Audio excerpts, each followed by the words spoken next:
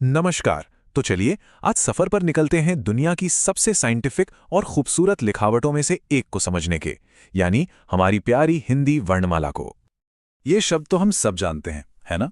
नमस्ते, एक अभिवादन भी, एक दुआ भी। पर कभी सोचा है कि ये जो प्यारे से अक्षर हैं, ये जुड़कर आवाज कैसे बनाते हैं? ये लिखावट आखिर काम कैसे करती है? तो बस आज इसी राज को खोलते हैं।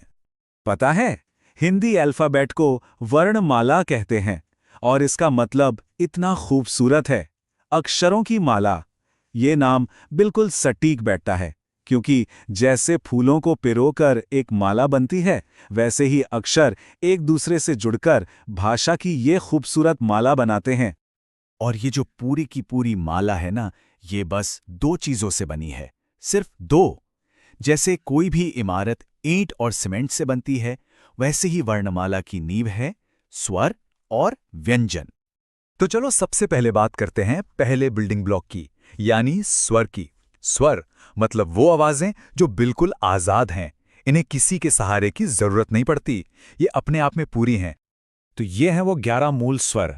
हर एक की अपनी एक अलग, अपनी एक खास आवाज है, जो बिना किसी दूसरे अक्षर की मदद के बोली जा सकती है। आ, ई। सच पूछो तो यही भाषा की आत्मा है। अच्छा, तो स्वर तो हो गए। अब आते हैं दूसरे हिस्से पर, व्यंजन। और सच कहूं तो असली मजा यहीं से शुरू होता है, क्योंकि व्यंजनों का स्वरों के साथ एक बहुत ही अनोखा रिश्ता है। यहां एक बहुत जरूरी बात समझनी है। हिंदी में कोई भी व्यंजन साइलेंट नहीं होता। हर एक व्यंजन के अंदर ना अ की आवाज छुपी होती है। ये उसके साथ ही आता है, जब तक कि हम उसे बदल ना दें। ये इसका डिफ़ॉल्ट साउंड है, समझ लीजिए। और कहानी यहीं खत्म नहीं होती, बल्कि और भी दिलचस्प हो जाती है। देखिए, व्यंजनों को ऐसे ही कहीं भी नहीं रख दिया गया। इन्हें एक बहुत ही साइंटिफिक, एक लॉजिकल ग्रिड में सजाया गया है, जिसे वर्ग कहते हैं। और ये ग्रिड इस बात पर बना है कि कौन सी आवाज मुंह के किस हिस्से से निकलती है। कमाल है ना? मतलब एक पूरा साउंड मैप। चलिए इस मैप पर चलना शुरू करते हैं। सबसे पहले एकदम गले के पीछे ये जो ध्वनियां हैं क और ग, ये कंठ से आती हैं। बोलकर महसूस कीजिए, क, ख, ग, घ, ङ। गले में एक वाइब्रेशन महसूस होगी। अब थोड़ा सा आगे आते हैं मुंह में। जब जीभ ऊपर तालू को छूती है तो बनती हैं ये आवाजें, च और ज। कोशिश कीजिए, च, छ, ज, झ, ञ। महसूस हो रहा है कि जीभ कहाँ टच हो रही है? इसके बाद आते हैं मूर्धन्य। ये थोड़े अलग हैं। इसमें जीभ पीछे की तरफ मुड़कर तालू को छूती है, जिससे ट और ड जैसी आवाजें निकलती हैं। ये आवाजें काफी अनोखी हैं, ट, ठ, ड, ढ, ण। और आगे बढ़ते हैं। अब जीभ छूती है ऊपर के दांतों के ठीक पीछे। ये हैं दंत्य ध्वनियां, जैसे त और द। ये थोड़ी सॉफ्ट साउंड्स हैं, त, थ, द, ध, न। और आखिर में हम पहुंच गए होठों तक। ये सबसे आसान है। प, ब और म को बोलने के लिए दोनों होठों को मिलाना पड़ता है। प, फ, ब, भ, म। तो देखा कैसे हम गले से शुरू होकर होठों तक आ गए, पूरा का पूरा सिस्टमैटिक। हाँ, तो इन 5 मेन ग्रुप्स के अलावा भी कुछ व्यंजन हैं, जैसे य, र, ल, व, श, श, स और ह।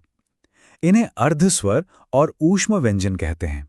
ये वो हैं जो इस पूरी टीम को पूरा करते हैं। तो अब हमारे पास स्वर भी हैं और व्यंजन भी।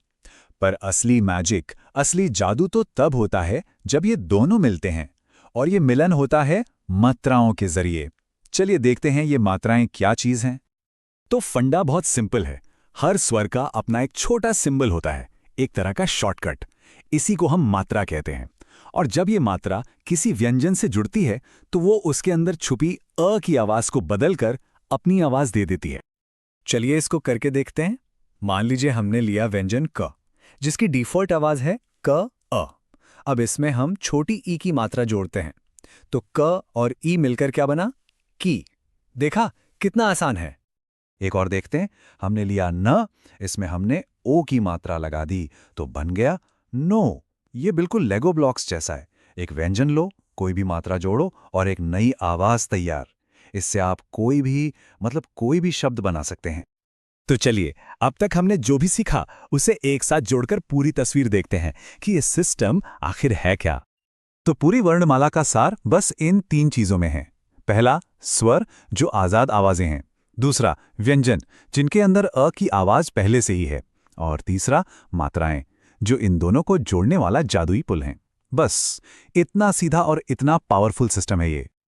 अब जरा इन शब्दों को देखिए, भारत, योग, गुरु। अब जब हमें इस कोड के बेसिक्स पता हैं, स्वर, व्यंजन, मात्राएं, तो क्या अब हम इन अक्षरों को डिकोड करना शुरू कर सकते हैं? क्या हम देख सकते हैं कि ये शब्द कैसे बने हैं?